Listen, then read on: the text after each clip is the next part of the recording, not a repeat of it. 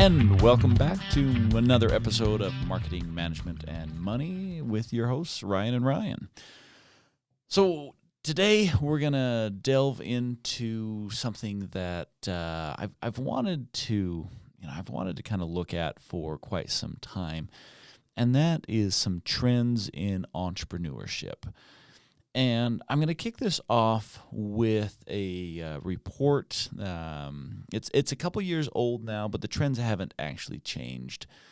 This report was done in February of 2016, so we're looking at about 4 years old at the time that this came out. It's from the Office of the Small Business Administration here in the United States. This particular report was done by Daniel Wilmoth, PhD. So thank you, Daniel, for helping us out on this episode today. And I kind of want to look at some trends that we're seeing in entrepreneurship. So first off, Ryan. Yeah. Would you think that now is a good time to start a business? Ooh. Like everything that's going on and yeah, here's another thing that I've got to throw out there that we are pulling our information from sources in the United States. It's virtually impossible to, state definitively for every country in the entire world that this is what is going on. And so, we're going to use the United States as, obviously they do dictate what direction, a lot of the world markets move. But given that... That's definitely not arrogant. Well... It's not. It's factual. That Welcome to America. The United States no has wonder the largest why GDP. Everyone hates us. Jeez.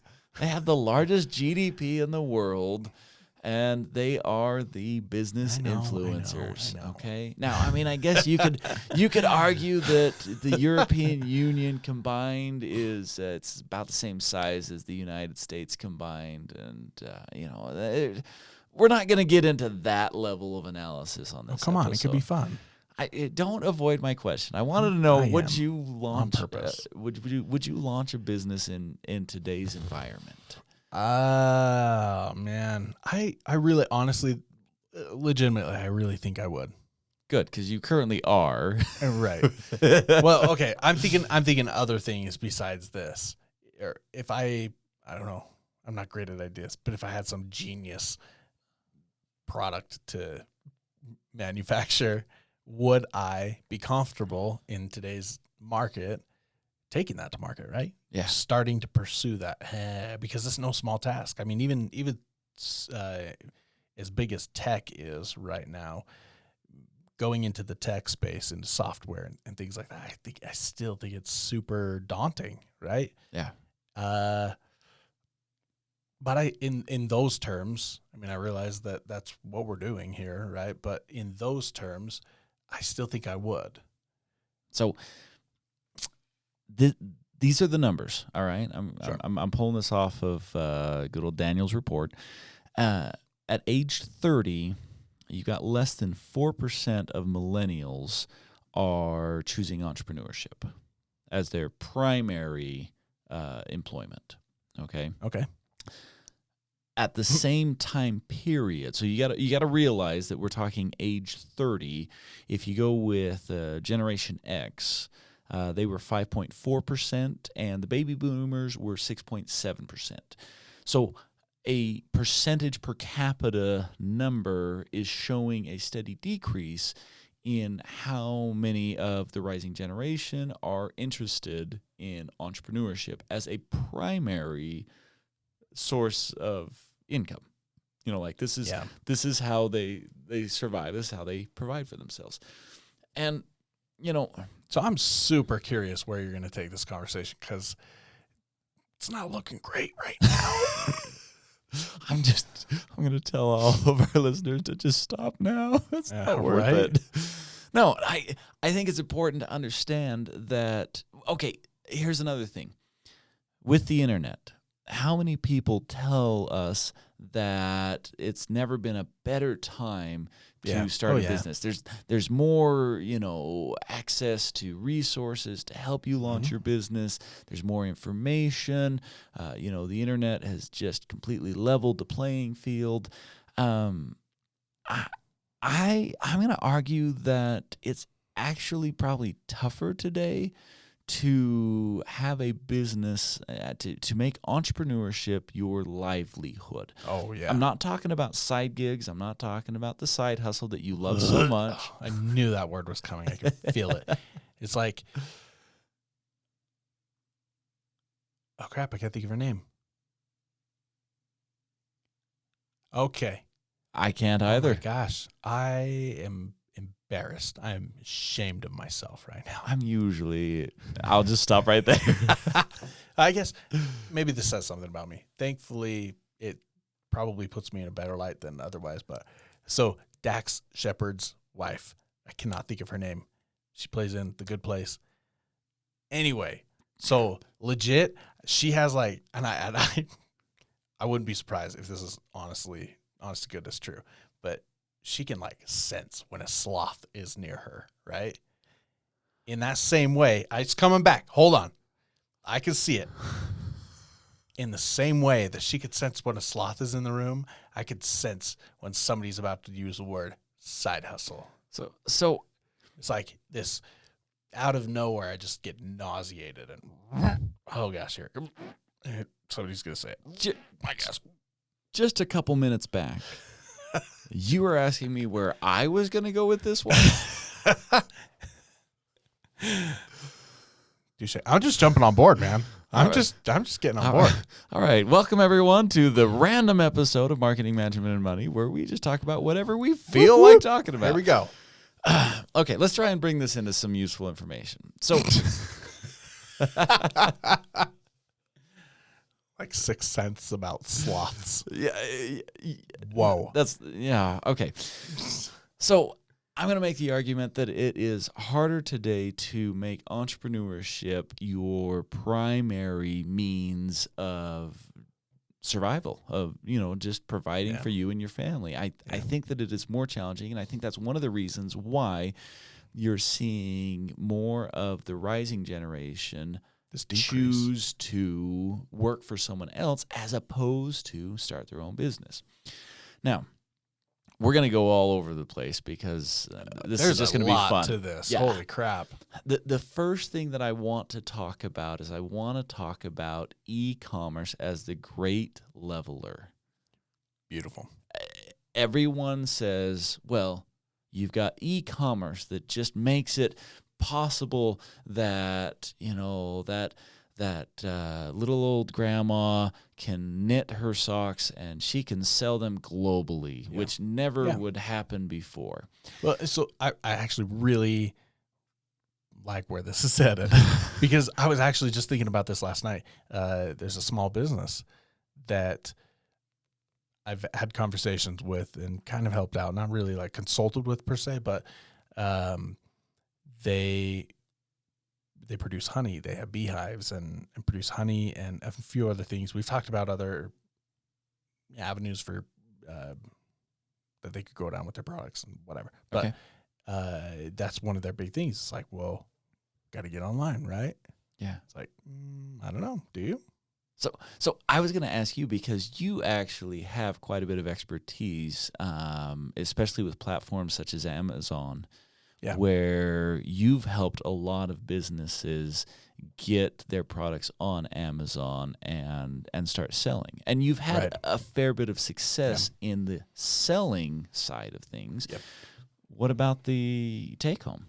What about at the end of the day, can I quit my day job and start selling on Amazon and think that this is a realistic strategy?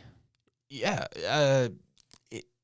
I hate this answer, and I'm sure our listeners do. It depends, but it's not always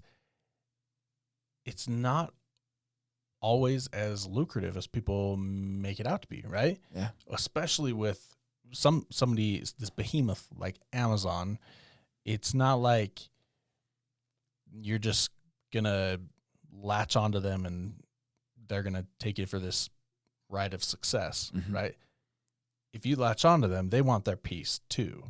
And a lot of times that hurts. It's a big piece. It's a pound of flesh. Yeah, they take a bite. Yeah. And that's what I was saying. A lot of times it doesn't make sense just in the sheer numbers of percentages, what they want back.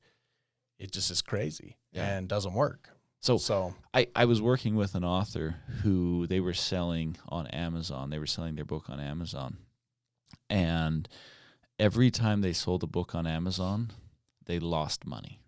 Yeah. Like they were 100% upside down. It wasn't that, I've got to hit a certain volume count before I start making money. There was no chance of break even, because by the time they were done paying for the shipping, paying for the printing, paying for their marketing, paying for, this, it was 100% upside down. And I asked them, I'm like, why are you doing this? And they're like, well, I have to. You can't be an author and not be on Amazon. How does that work? That's the mistake right there, is you don't have to. You don't have to do any of these e-commerce platforms per se, right? Yeah, e-commerce is an amazing tool. It's revolutionized the way we do business, the way we do marketing, the way we sell products, the way we interact with each other. You don't have to do it, and it doesn't make sense for everybody in every situation, right? And there are situations where Amazon might not make sense, but maybe selling through PPC, through Google Ads or Bing ads or Facebook ads, or something else makes sense where Amazon doesn't. I've seen that a lot of times where selling on a big box store, like their online storefront, makes sense for a small business, and where you would think, well, if it makes sense on this big box store, if it makes sense on their website, it's got to make sense on Amazon. And no, it doesn't. So I've seen that a few times. So I'm going to go back to this question of not can I make money? Can you make a living? Can I make a living? Yeah. Using these platforms? And you can, for sure. You can. You're very likely not going to do it with designing your own t-shirt brand. Please. Yeah, I know. For everything sacred and holy, if you're going to launch your own private clothing brand, you're in for a struggle. It's not to say it can't be done, but that's so hard. Oh my god, that space is absolutely crowded, and everyone thinks that they're going to launch their own private brand, and then they're going to e-commerce it, and they're going to make millions. Yeah. I've never worked with someone who's been successful at that. Now, and I've worked with plenty of people. I've worked with plenty of people who have not been successful at that. Right.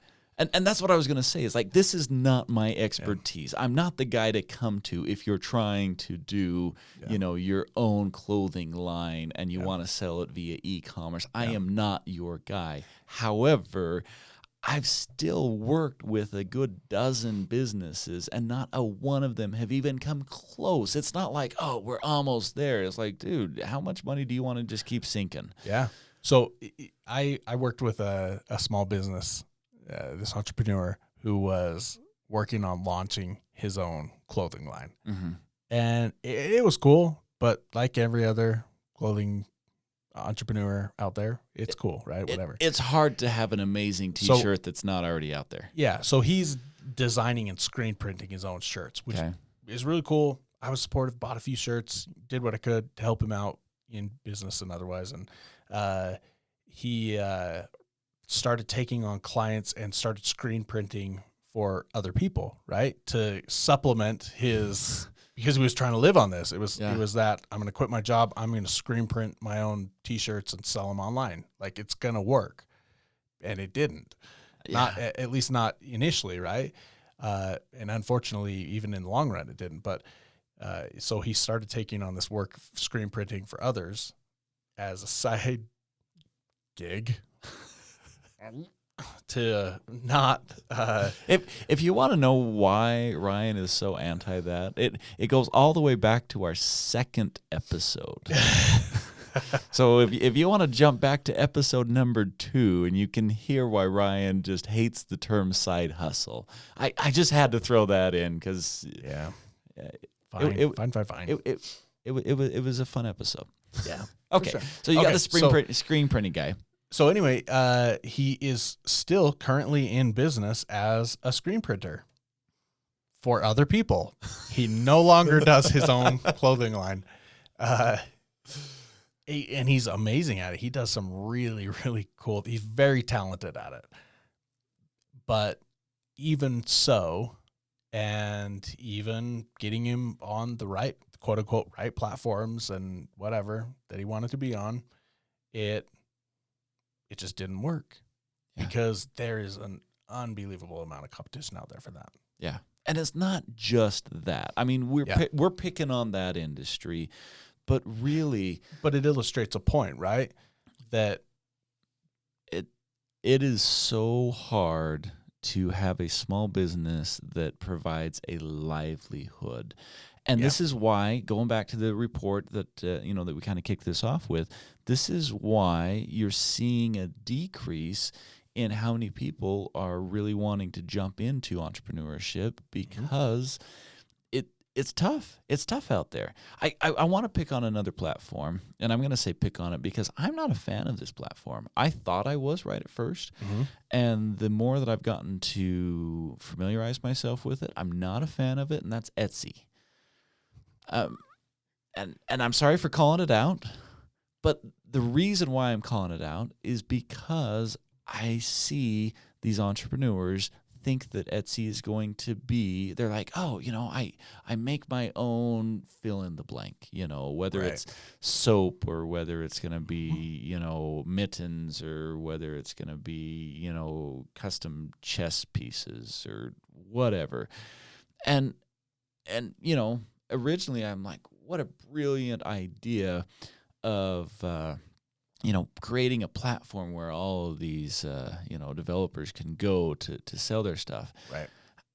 It focuses on the top line sales. It focuses on making the sale, but the amount of work that goes into these custom pieces and, basically commoditizing it through the internet makes it so that the producers, they just struggle. The artists struggle to make it make sense.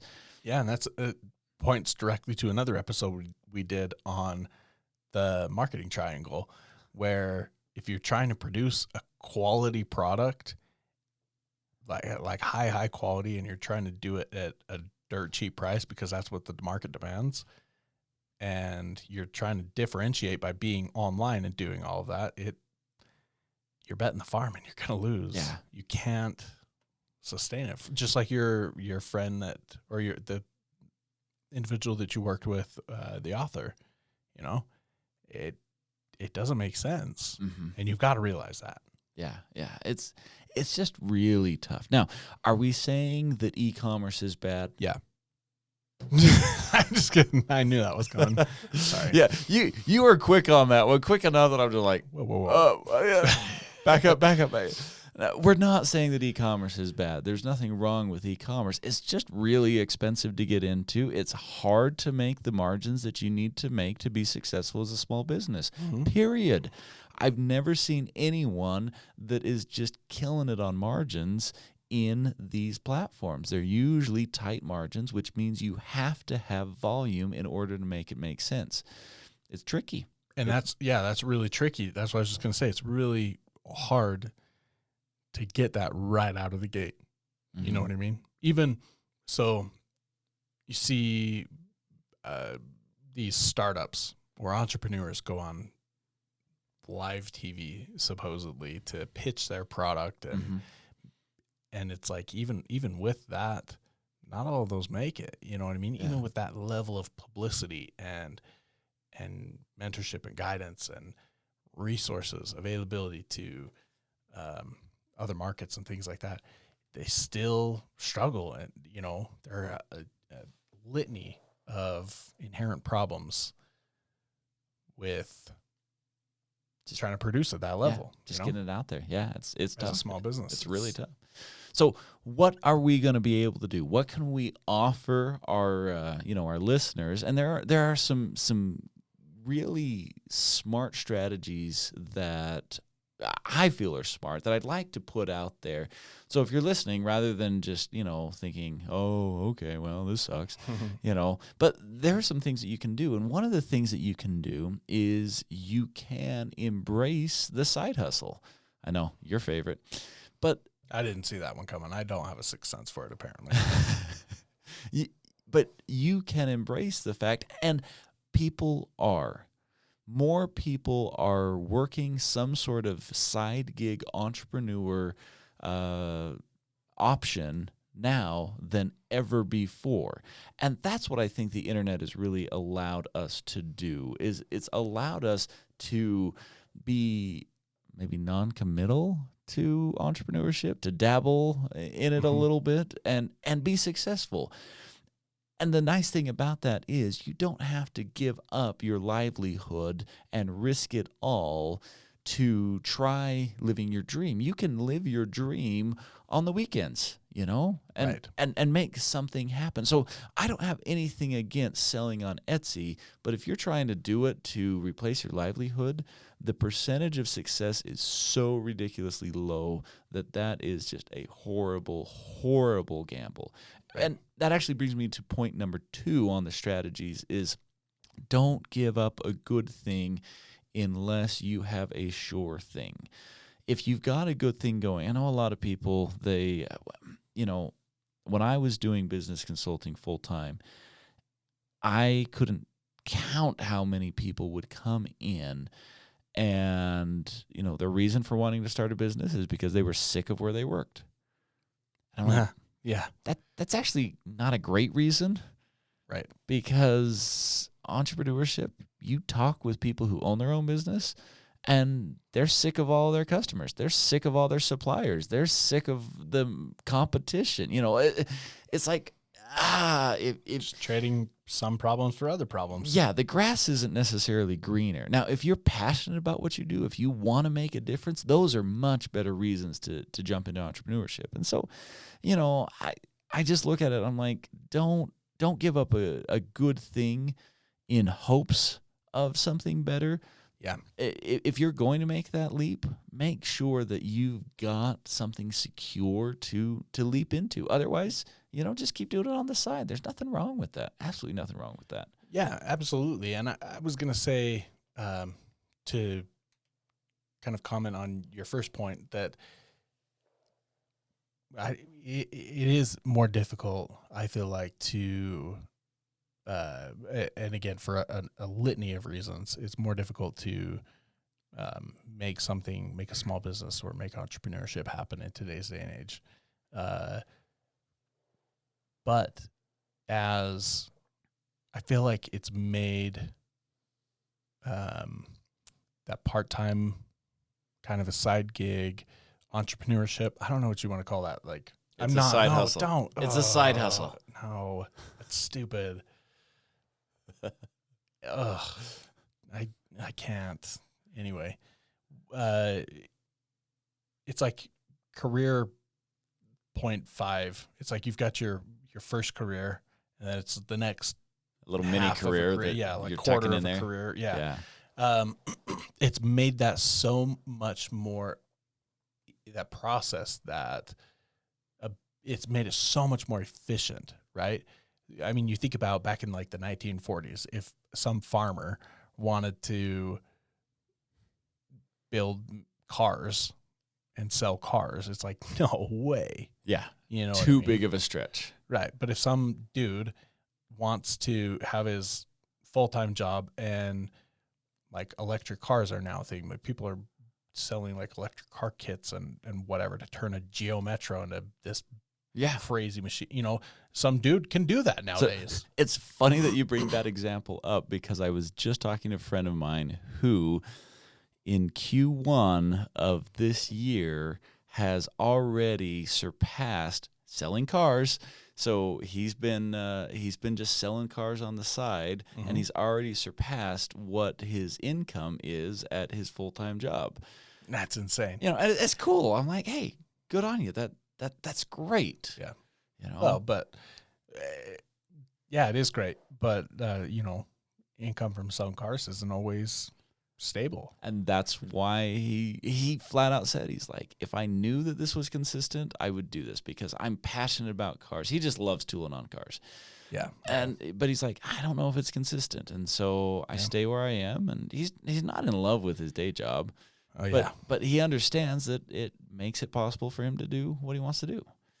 Yeah. I'm going to give one final point of advice that I personally think is very important, and that is, in today's market, if you want to do entrepreneurship, you really need to understand the online platforms, e-commerce, social media. Too many people jump into the business prior to having an understanding of, SEO and web development and those kinds of things. Take some time. Do some online learning. I mean, there are classes out there like you wouldn't believe. Yeah. And I'm like, learn something first and then jump into entrepreneurship or grow your business. But, learn something. Just study. And if you're in the thick of it right now, it's okay. You can still just learn. Yeah, take the time. Yeah. It won't do anything but benefit you. So, if you're considering dumping your career for the luxurious greener pasture of entrepreneurship, by all means, dive headfirst. And that's the moral of this story. Right? No, consider your options. Be careful. Be smart about it. That's really all we're saying. Right? Yeah. Just be smart. You guys are smart because you're listening. So exactly. Congratulations. You could be an entrepreneur. All right. Take care, guys. If you have questions or comments, we'd love to hear your feedback. Reach out to us on Twitter at MMMSmallBiz. And we'll catch you next week. Sounds good. See you then. Ciao.